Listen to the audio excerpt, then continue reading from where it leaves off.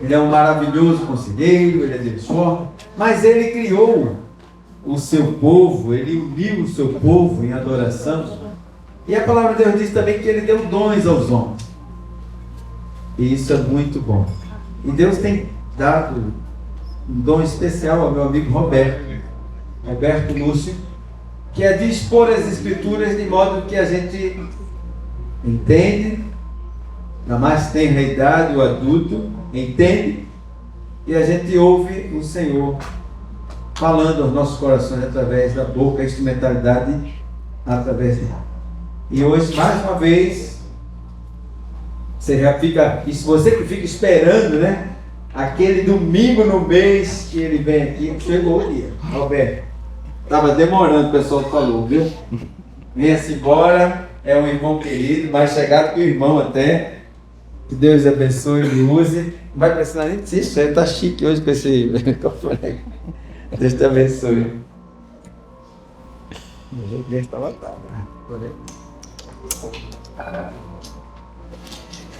Quero saudar a amada igreja com a graça, com a paz do nosso Senhor Jesus.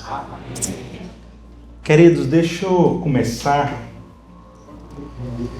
aqui de um jeito diferente, ainda não é a mensagem. Esse sábado agora nós tivemos a reunião do conselho e nós louvamos muito a Deus pelo que Ele tem feito aqui em Casa Amarela. Nós temos um costume na reunião do conselho de passar pelas fotos os nomes de todos aqueles que estão sendo recebidos como membros. E qual não foi a nossa surpresa ontem, ao vermos muitos irmãos queridos daqui de Casa Amarela, integrando formalmente como membros da Igreja Presbiteriana das Graças, e nós assim louvamos muito a Deus pelo que Ele tem feito aqui. Eu particularmente, meio que como que por um filme, voltei um pouco no tempo, né, André? Quando nós entramos aqui pela primeira vez, acho que eu estava com o André quando viemos aqui a primeira vez. Entramos aqui com o Sábio, você, acho que o Osiel, e a gente orou aqui nesse meio, e o pedido era esse: Senhor,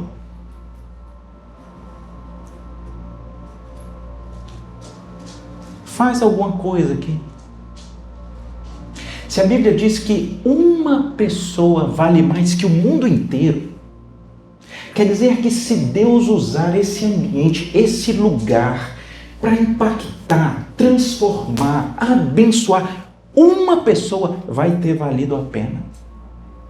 E nós já temos visto que Deus tem sido muito generoso, porque para muito mais de uma única pessoa Ele tem abençoado aqui. Então fica essa palavra de encorajamento à igreja, ao meu amigo André, que sempre tem essas palavras inefáveis de encorajamento aqui para o seu amigo.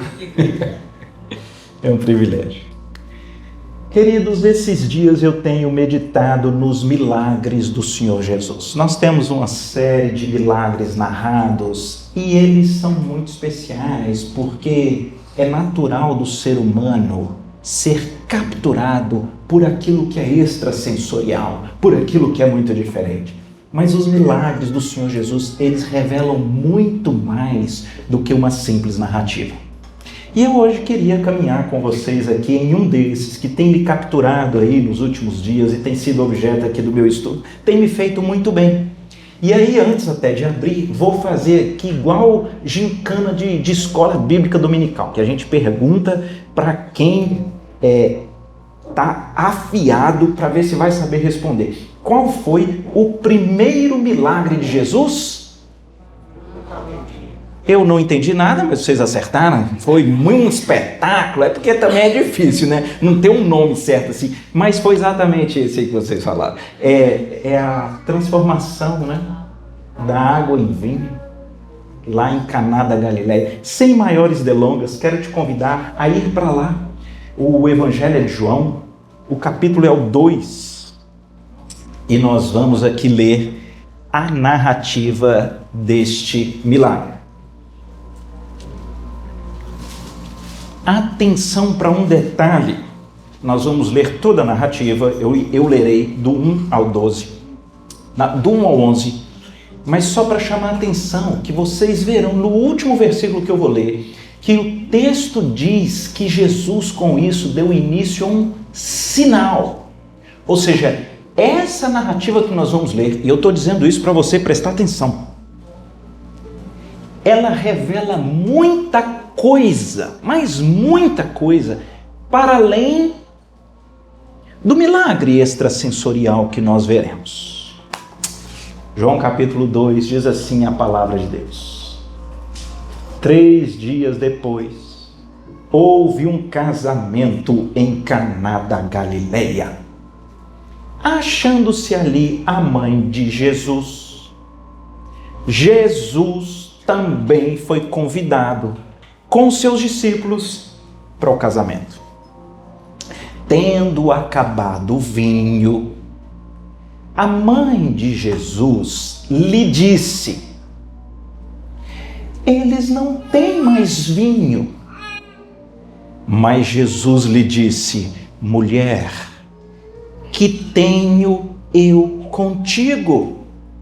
Ainda não é chegada a minha hora. Então, ela, a mãe de Jesus, falou aos serventes: fazei tudo o que ele vos disser.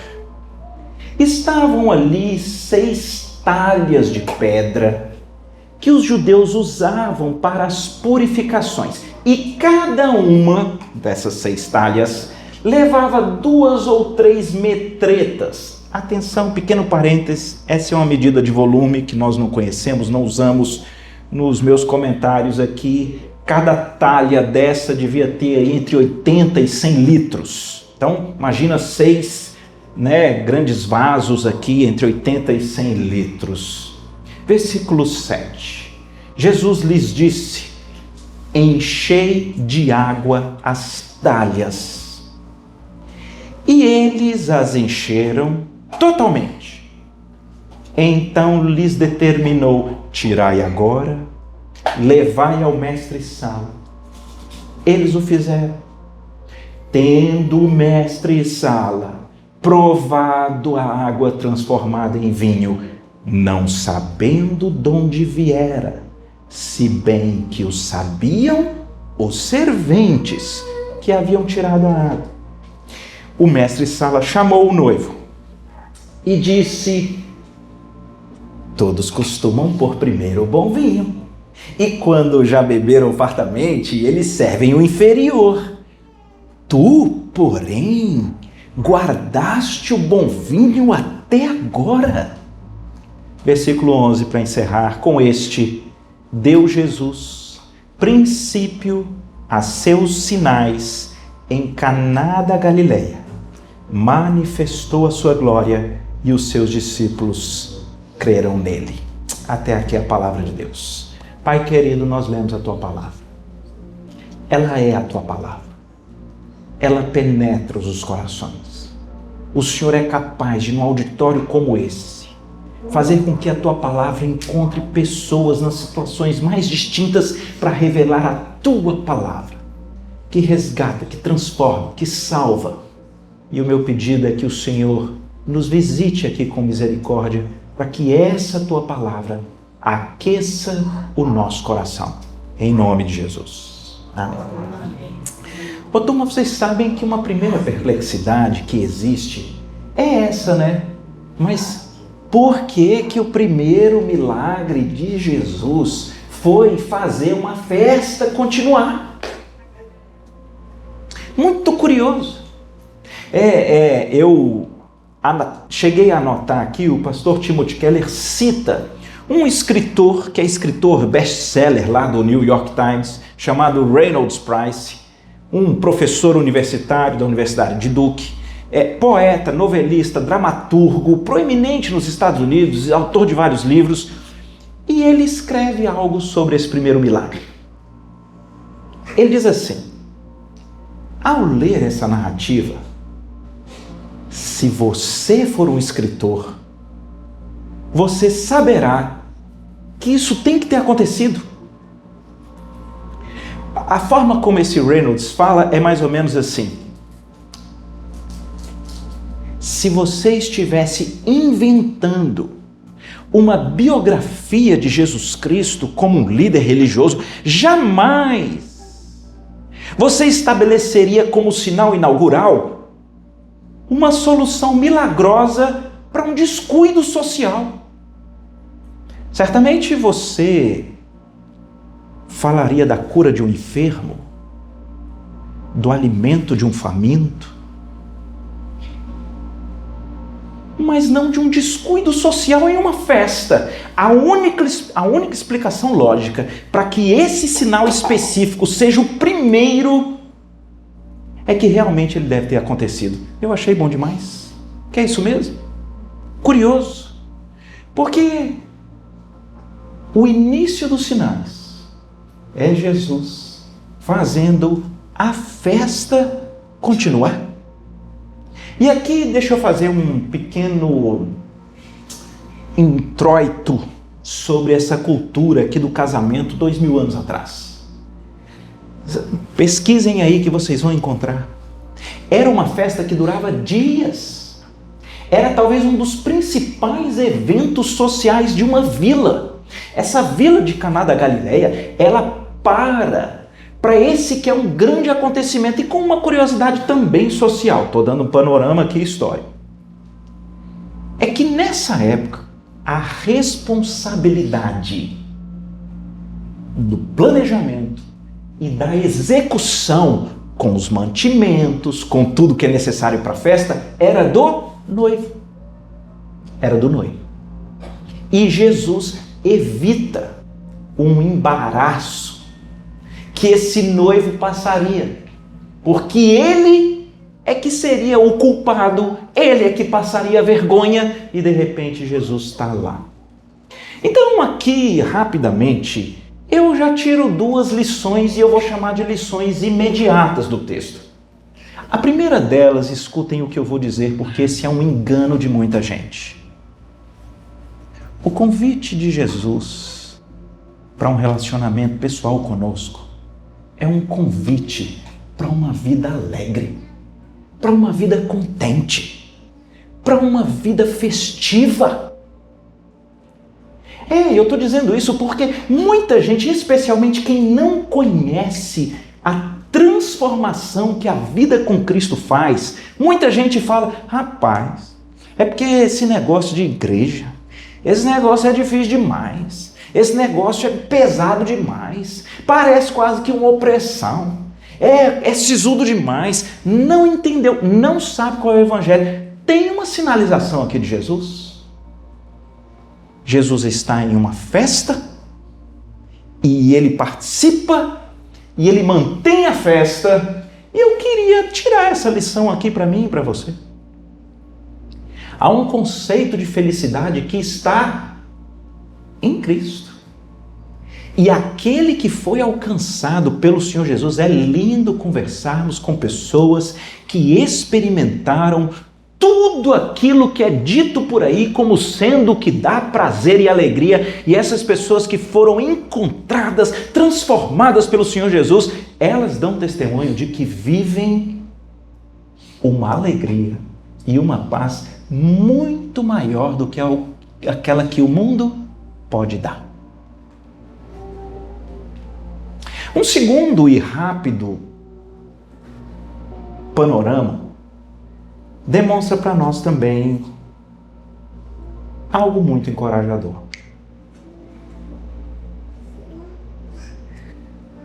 Não há um problema pessoal seu que possa ser pequeno demais ou irrelevante demais para o Senhor Jesus intervir, tratar e restaurar.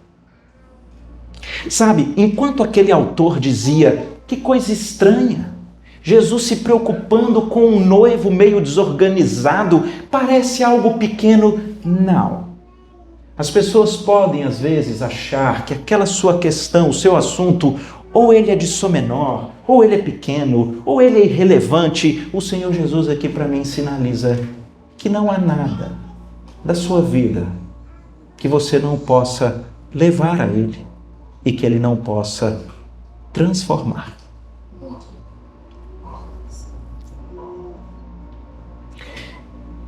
Mas se o versículo 11 deixa claro para nós que Jesus com isso deu um sinal.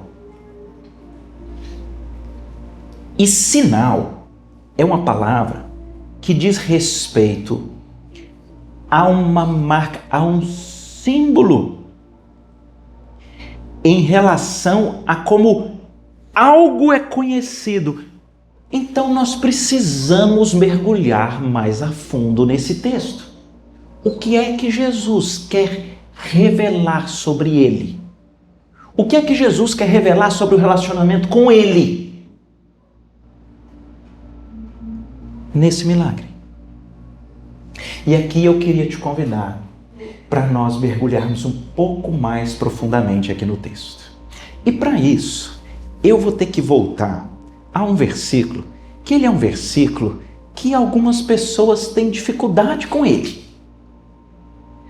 Porque é um versículo onde fica muito nítido que tem alguma coisa esquisita com Jesus. Porque é o versículo 4.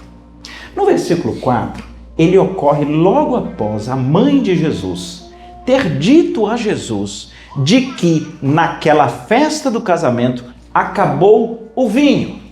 A mãe fala com Jesus, certamente Maria, ela conhece o filho de um jeito especial. Na verdade, Maria ouviu os anjos. Ela ouviu os anjos dizendo: o que você está gerando é do Espírito. Ela ouviu dizendo: ele vai ser o salvador do povo dos pecados deles. Maria, ela sabe quem é o filho e ela diz: eles não têm mais vinho.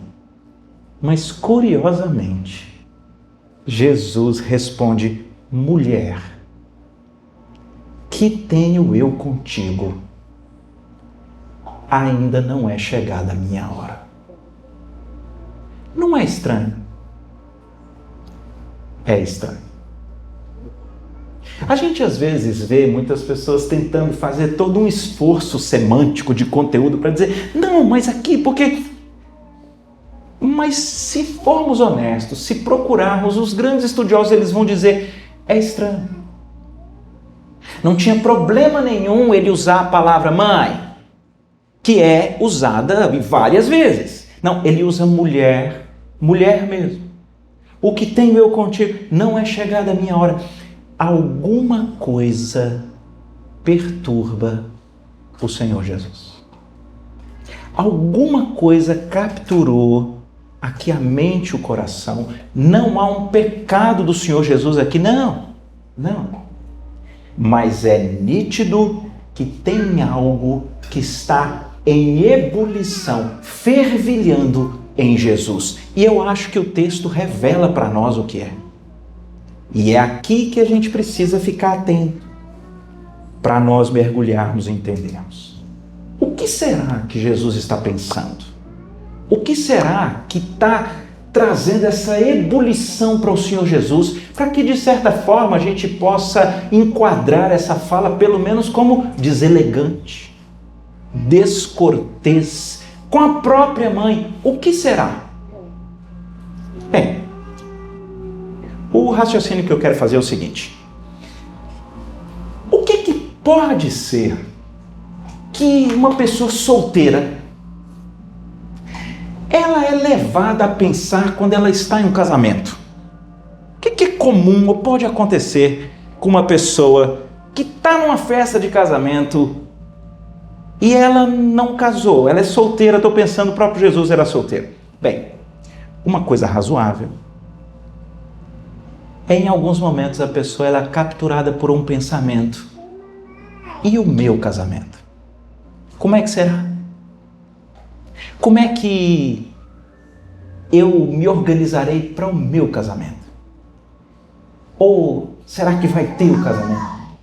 E não seria raro você encontrar alguém numa festa de casamento, talvez ali com aquele olhar meio distante, pensando sobre o seu casamento.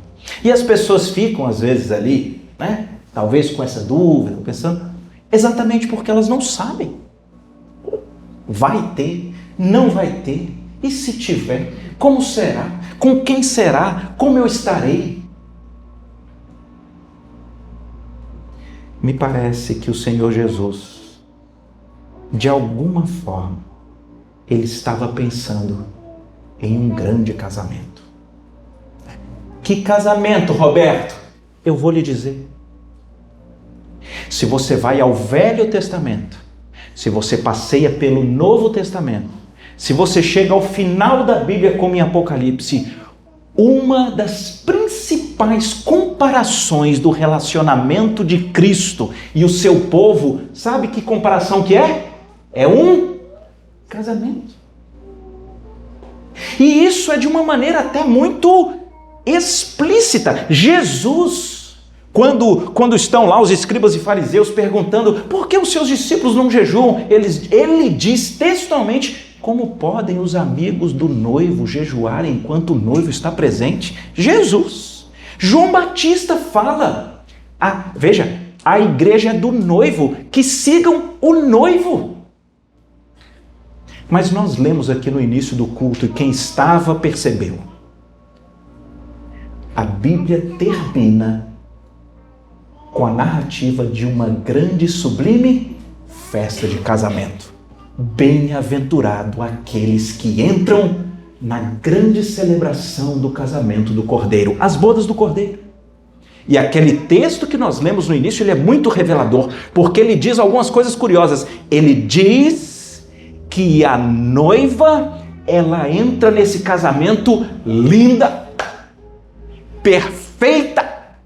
Lá diz que o seu linho finíssimo, que a sua aparência de perfeição é a justiça. E aqui é onde eu quero tentar ser claro com vocês. Diferentemente dos outros, Jesus está iniciando o seu ministério e ele está vislumbrando o seu relacionamento, que é comparado ao casamento, com a sua igreja. Mas tem um detalhe.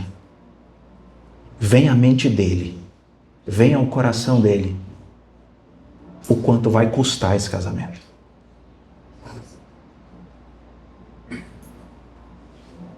Quanto é que vai custar para no casamento eterno de Jesus com a sua igreja não faltar alegria, não faltar mantimento? Quanto é que vai custar para que nesse casamento eterno a igreja esteja linda, esteja com a sua justiça? Quanto vai custar? Jesus está pensando. E tem alguns elementos no texto que eu quero ir a eles para vocês seguirem comigo como é que esse sinal fica claro. A primeira coisa, o que é que Jesus fala para a mãe dele? Ele diz: mulher, o quê? Não é chegada a minha hora. O que é isso? O que é que Jesus está dizendo quando ele diz não é chegada a minha hora? Eu vou dizer para vocês o que é que a gente pensa quando a gente está lendo aqui desavisadamente. Você está lendo, a mãe de Jesus disse: olha, acabou o vinho. Mulher, não é chegada a minha hora. Às vezes a gente acha que o texto está falando, que Jesus estaria dizendo assim, ó, não está na hora de eu fazer um milagre, não está na hora de eu começar o meu ministério público. Mas não pode ser isso. Por que não pode ser isso? Porque no momento seguinte ele realiza o milagre. E Jesus não é meio bipolar ou meio estranho igual a gente. Não. Então o que significa Jesus dizer não é chegada a minha hora? Bem, é só a gente fazer um estudo. É só a gente pegar o Evangelho de João e estudar nesse Evangelho inteiro o que é que essa expressão significa. Essa expressão, minha hora, ela se repete no Evangelho de João 8 vezes. Sério? E o que ela quer dizer? Atenção, porque aqui eu vou dizer para vocês. Sabe o que é a hora de Jesus em todo o Evangelho de João? A morte dele. Como fica gravado? João 7,30, João 8,20, João 12,23, João 12,27, João 13,1, João 16,4, João 16,32, João 17,1. O 17,1 é aquela oração: Pai, a minha hora é chegada. Em todo o Evangelho de João, quando Jesus se refere à sua hora, ele está falando da sua morte. Na verdade, um assunto no Evangelho perturbou Jesus. Lembram do Getsemane? Ele sua o quê? Sangue. Tem uma perturbação. E ele diz: Pai, se possível, passa de mim esse cálice. Tem alguma coisa ali fervilhando em Jesus. Tem um momento que Jesus fica alterado. Na cruz. Deus meu, por que me desamparaste? Mas tem um outro momento. Jesus aqui, o que ele está respondendo para a mãe dele é: não chegou ainda a minha morte. Mas se Jesus estava vislumbrando o casamento eterno, as bodas do Cordeiro que nós lemos em Apocalipse 19, de 7 a 9, então preste atenção, Jesus sabe o quanto custa ter um relacionamento pleno de amor, de identidade, eterno, de significado para você. E o preço é a vida dele. Ele sabe. E é isso que mexe profundamente. É o cálice dos seus pecados. É receber uma punição que você merecia. Preste atenção, para eu tentar dizer isso da forma mais clara possível. Eu ouvi um pastor dizendo, André, isso foi o pastor, não sou eu. Eu jamais diria isso. Mas ele disse assim: não importa como a mulher é de verdade. No dia do casamento, ela é linda. Falou, o pastor falou. Ele disse: eu sou um pastor velho. Eu já fiz centenas e centenas de casamentos. E nós acompanhamos todo tipo de casal. Mas é impressionante. Ele disse: eu fico lá na frente com o noivo. E eu percebo. A noiva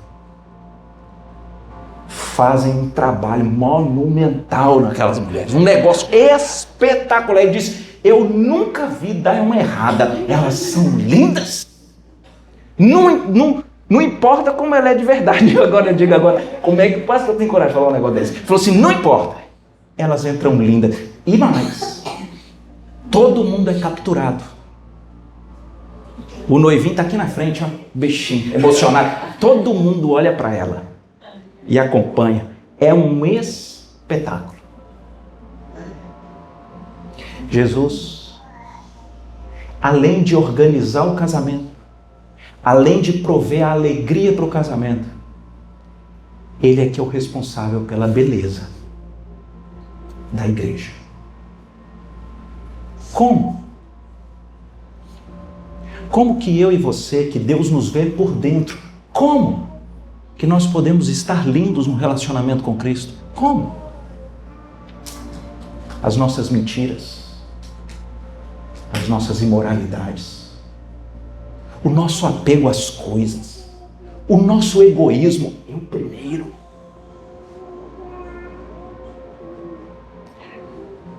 Como? Jesus sabe.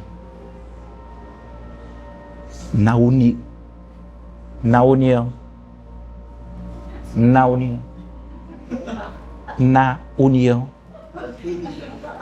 Não tem problema, foi bom.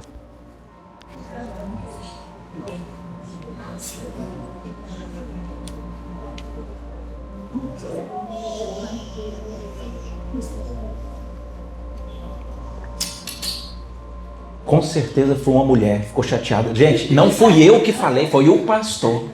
Eu sabia, desculpa. Vocês me perdoam. querem me sabotar. Não.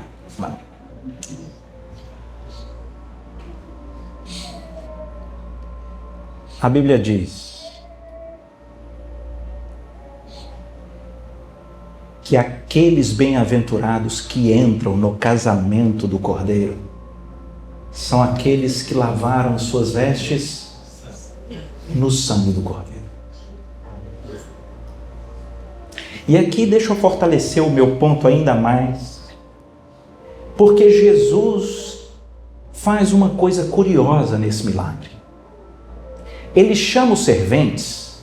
Pensa aqui comigo. Eles já estão na festa há um bom tempo. Nós não sabemos direito, mas estão há um bom tempo. Se acabou o vinho, pensa aqui comigo, não é para ter muita vasilha vazia?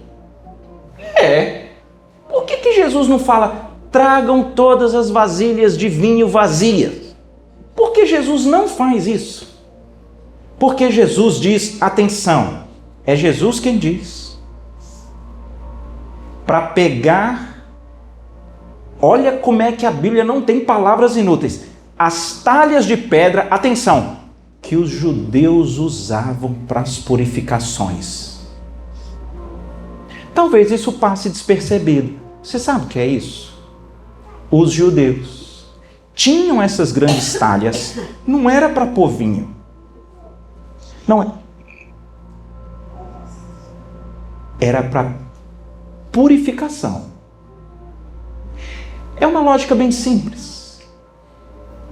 As talhas das águas que os judeus usavam era para eles se aspergirem antes de entrar no templo, como que um simbolismo de que a pessoa não pode entrar impura na presença de Deus. Ela tinha um simbolismo de purificação. E Jesus, em lugar de usar qualquer outro recipiente, ele diz, peguem as talhas de purificação.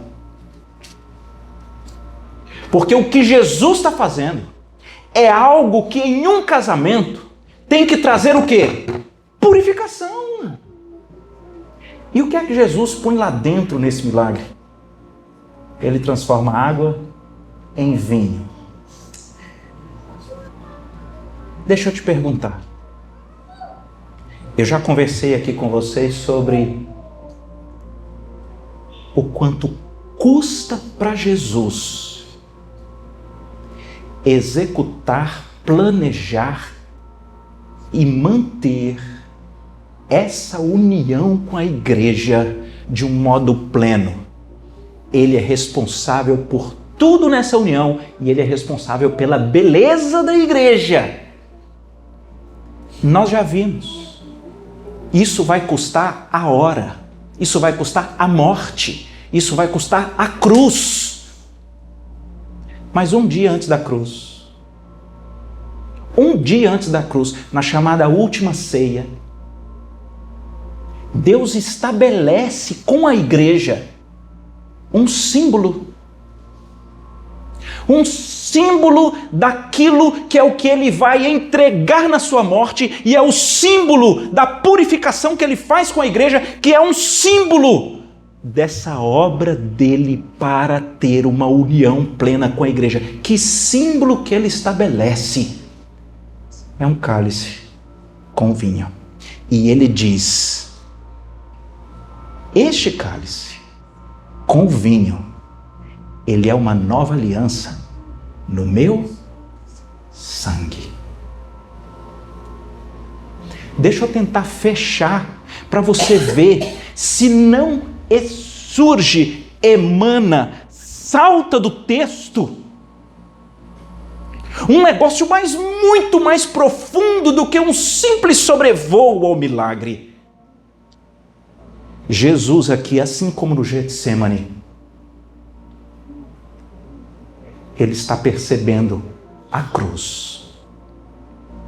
Ele está aqui lembrando do plano eterno que ele já entrou. Eu serei condenado pelos pecados dessa igreja.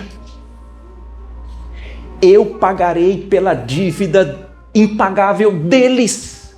Eu sofrerei a ira do Pai, o abandono do Pai. e eu pagarei com a minha hora, com a minha vida, eu a entregarei, e o sangue que será vertido, ele será simbolizado no cálice do vinho, que é o que purifica de todos os pecados aqueles que entram numa união comigo, e essa união é de plena alegria, e eu garanto que essa festa não acaba.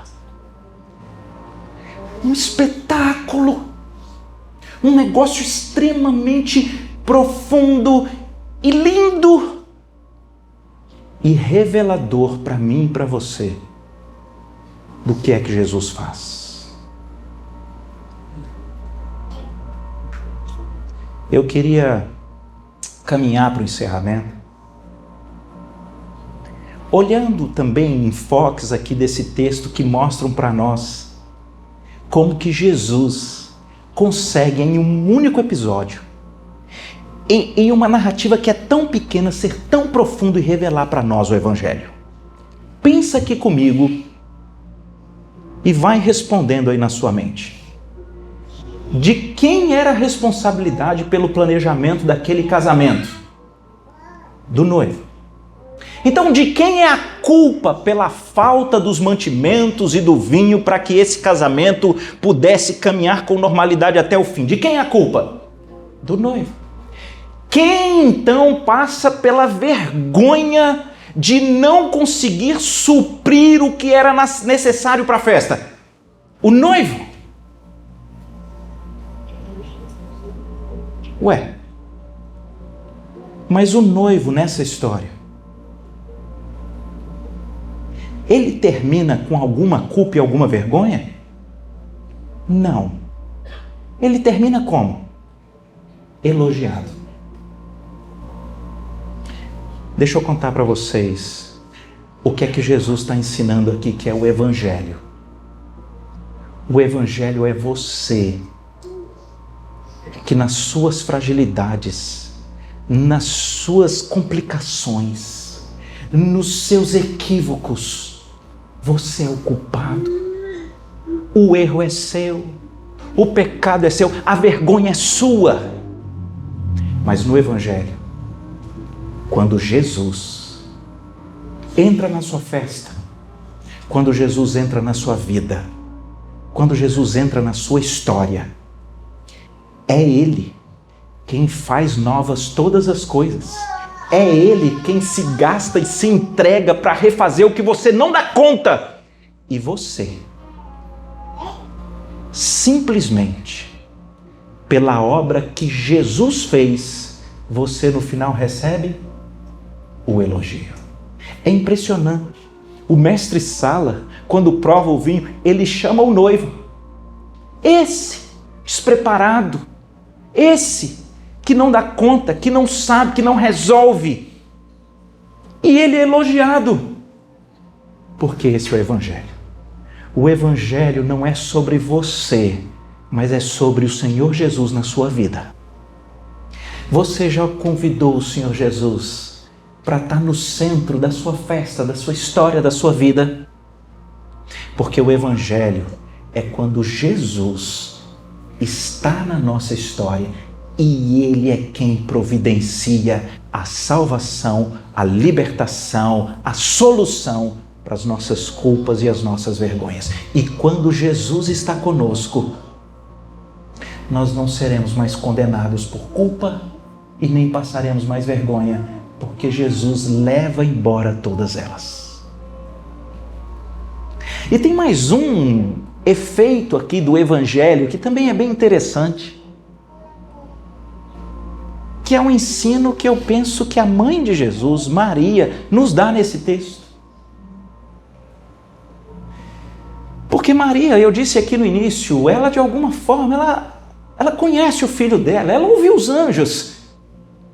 E ela vai dizer para ele que a festa está em perigo.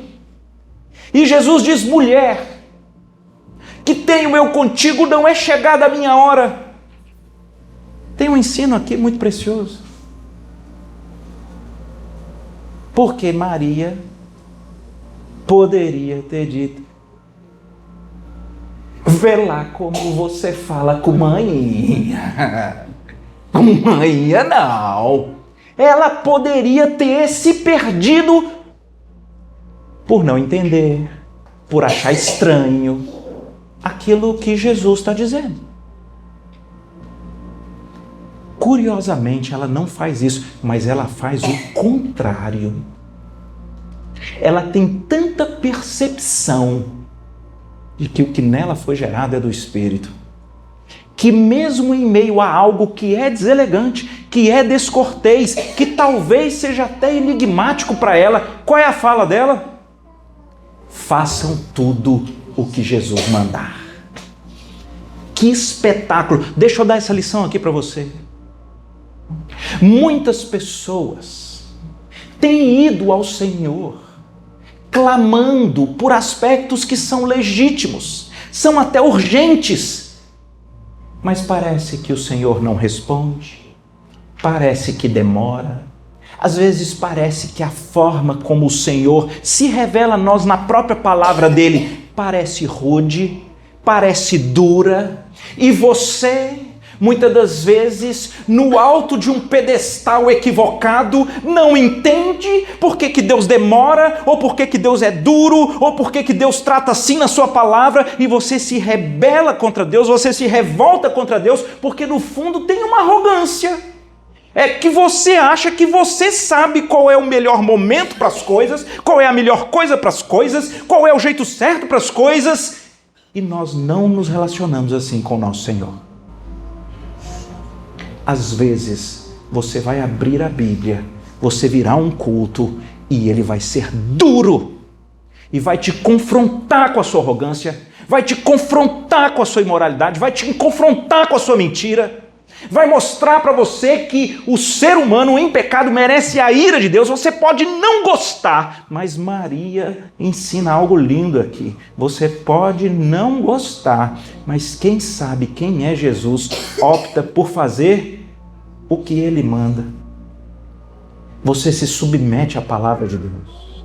A Bíblia fala muito sobre os nossos papéis nos lares, para o homem, para a mulher, para os filhos, para os pais, na igreja. E quem ama o Senhor Jesus pode até não entender, pode até parecer difícil, mas a opção dele nunca é a rebelião, a arrogância. Eu prefiro fazer aquilo que o Senhor indica na sua palavra. Eu queria terminar só com uma última pequena palavra. Alguém pode entender errado esse sinal, em especial pelos exemplos que eu dei, né? Da pessoa pensar no seu próprio casamento, ou alguém, de repente, ser capturado por uma dor da sua própria história. Talvez você já viveu um casamento que não deu certo, ou alguém que já teve essa expectativa de um casamento, mas nunca veio. E eu queria lhe dizer que se você estiver ouvindo tudo isso e de alguma forma isso está gerando alguma tristeza no seu coração, eu queria dizer que você não entendeu o que eu falei. Porque o texto está tratando o casamento como um sinal e um exemplo de um relacionamento. Que para você, que talvez tenha alguma história de algum relacionamento que foi muito pior do que o que você queria, ou você que nutriu a expectativa de algum relacionamento, quem sabe para virar um casamento, mas nunca aconteceu, o que Jesus está dizendo é: eu tenho para você um relacionamento tão pleno, onde você terá significado, onde você terá proteção, onde você terá satisfação, onde você terá estabilidade, onde você será alguém, onde esse amor se estabelecerá por toda a eternidade, e esse relacionamento é comigo. O que Jesus está estabelecendo aqui é que ele vai sim, ao chegar da hora, Ele vai dar a vida dele, o sangue será vertido, o cálice do sangue de Cristo nunca irá faltar e ele vai garantir esse relacionamento pleno com você, que te dá significado, que te preenche no seu vazio, que te estabelece por toda a eternidade, que te justifica, que te limpa, que te transforma em alguém lindo para ser recebido por toda a eternidade com ele. O que Jesus está garantindo aqui é que, para além de qualquer outro relacionamento da sua vida que não deu certo ou que nunca chegou, o relacionamento com Cristo é o que você sempre almejou.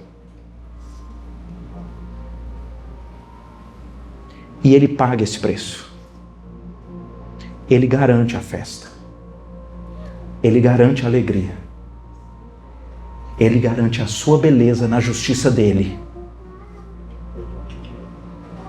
O chamado dele hoje é: eu vou entrar na sua festa. Eu vou entrar na sua história. Eu vou entrar na sua vida. E você vai ver uma união plena comigo, onde todas as suas grandes expectativas de alegria, de satisfação, de estabilidade, de proteção, de significado, de identidade serão supridas comigo. Esse é o convite de Jesus no seu primeiro milagre. Não é especial? Vamos orar. Eu queria chamar meu amigo André para vir aqui à frente e orar por nós, agradecendo ao Senhor Jesus por essa plena união que Ele mesmo comprou e garantiu por nós.